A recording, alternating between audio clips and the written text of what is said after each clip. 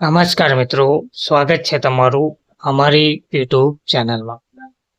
મિત્રો, શિક્ષણ સહાયકની ભરતી પ્રક્રિયાના વિલંબને લઈને મહત્વની અપડેટ સામે આવી છે. શિક્ષણ સહાયકની ભરતી પ્રક્રિયામાં વિલંબ દૂર કરવા રજૂઆત કરવામાં આવી રહી છે.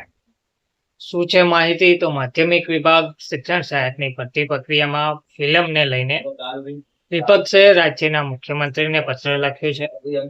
વર્ષ 2023માં અપનાવાયેલી નવી દ્વિસ્તરીય ટાટ પરીક્ષામાં સફળ ઉમેદવારો પૈકી ઘણા હાલ રાજ્ય સરકારની વચગાળાની યોજના અંતર્ગત જ્ઞાન સહાયક તરીકે કોન્ટ્રાક્ટ આધારે સેવા આપી રહ્યા છે.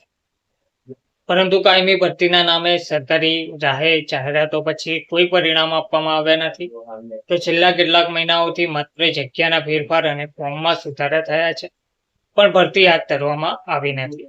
તો સરકારે આ સંદર્ભે કાર્યવાહી કરવી જોઈએ તેવી રજૂઆત કરવામાં આવી છે. ધન્યવાદ.